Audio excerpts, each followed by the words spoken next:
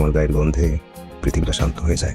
যেভাবে মানুষের আবেগ, অনুভূতি, ভালোবাসা, সম্পর্কের টানাপড়ন নিয়ে এটা আমাদের গল্প যেভাবে খেলে যাচ্ছে, উনি দেয় নাই, টাকা দিছে আমার রাজকুমারী বৌমা সায়রা। দর্শক তো এমনিতেই এই নাটকের প্রতি এমনি মাতোয়ারা হচ্ছে না রে ভাই। এই নাটকের ভেতরে দর্শকের আবেগ, অনুভূতি, সম্পর্কের টানাপড়ন থেকে শুরু আমি তোমার মতো লোভী না।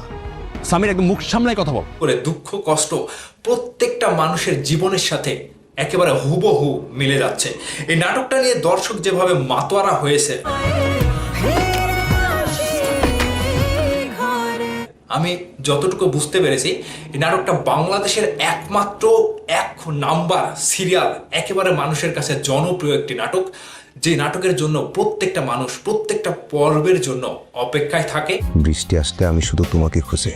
কখন আসবে, কখন আসবে, এটা আমাদেরই গল্প। এই নাটক নিয়ে যদি বলতে হয়, দর্শক মাতাচ্ছে, এটা আমাদেরই গল্প।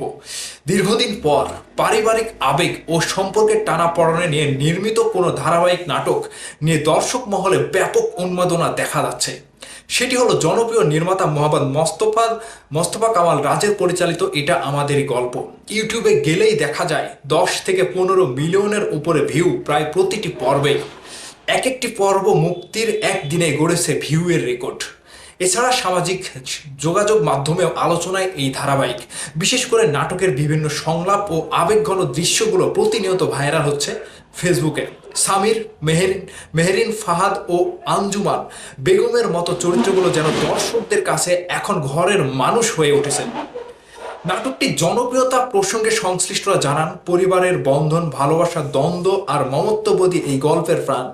পরিবারই শুরু, পরিবারই শেষ, এই ট্যাগ লাইনকে সামনে রেখে নির্মিত গল্পটিকে দর্শকরা তাদের নিজেদের জীবনের প্রতিচ্ছবি খুঁজে পাচ্ছেন বলেই এটি দ্রুত জনপ্রিয় হয়েছে।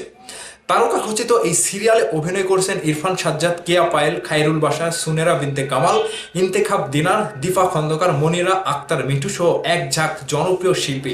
সিনেমা আলা ইউটিউবে চ্যানেলে দেখা যাচ্ছে এই ধারাবাহিকের পর্বগুলো। এই নাটকের প্রত্যেকটা ক্যারেক্টারের মধ্যে আমাকে যদি বলতে হয় কোনো ক্যারেক্টার নিয়ে, আমি মনিরা আক্তার মিঠুকে নিয়ে বলবো। তিনি তার চরিত্রটা এমনভাবে ফুটিয়ে তুলেছে যে দর্শক তাকে কুটনি বলতে বাধ্য হয়, দর্শক তাকে সাংসারিক একজন দজ্জাল শাশুড়ি বলতে বাধ্য হয়।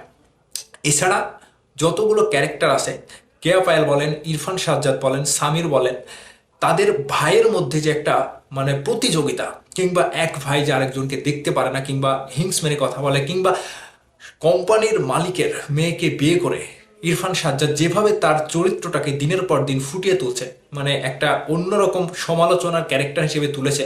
ঠিক পরিবারের প্রত্যেকটা মানুষের জীবনের সাথে এই প্রত্যেকটা ক্যারেক্টার একেবারে অতপ্রতভাবে মিলিত।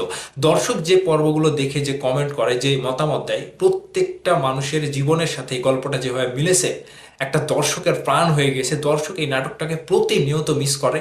এবং কেয়া পায়েলের কথাও যদি বলতে হয়, তিনি একটা অন্যরকম একটা ভালো চরিত্রের মেয়ে, কিংবা তার দুঃখ কষ্ট যেভাবে তিনি সংসার করে যাচ্ছে, কিংবা শাশুড়ির কাছ থেকে যে অবহেলাটা পায়, এটা প্রত্যেকটা সমাজে, মানে সমাজের প্রত্যেকটা মেয়েরা কিন্তু এরকম একটা অবস্থার সম্মুখীন হয়। ঠিক এক বউকে ভালোবাসা, ওর অন্য বউকে ছোট করে কথা বলা, মূল্যায়ন না করা, এরকম পরিবারে অহরহ পরিবারে ঘটে এরকম কাহিনী। যাদের জীবন কাহিনী নিয়ে এই নাটকটা যেন বাস্তবের কথা বলছে, এবং এই নাটকটা দেখলে প্রত্যেকটা মানুষ নাটকের মধ্যে ডুবে যেতে বাধ্য হবে। দর্শকদের কাছে যেভাবে সাড়া ফেলেছে, প্রতিদিন পর্বটা রিলিজ হওয়ার পরে প্রায় 1 ঘন্টার ব্যবধানে দেখা গেল 10 লাখ 20 লাখ মানুষ দেখে ফেলে। এটা আমাদেরই গল্প, আমাদের প্রত্যেকটা পরিবারের প্রাণ, এবং আমাদের প্রত্যেকটা পরিবারের একটা আবেগ, অনুভূতি, সম্পর্কে টানাপড়নের গল্প যেভাবে সাজিয়ে তুলেছে, দর্শক যেভাবে খাচ্ছে, দর্শক যেভাবে দেখছে, এই নাটকটা রেকর্ড গড়বে। আগামী প্রত্যেকটা পর্বে নতুন নতুন এক্সাইটমেন্ট দর্শকের ভেতরে তৈরি করে দেবে। নাটকটি নিয়ে আপনাদের মতামত চাই। কে কে দেখেছেন অবশ্যই আপনাদের মতামত ভিডিওর নিচে কমেন্ট বক্সে অবশ্যই জানিয়ে দেবেন।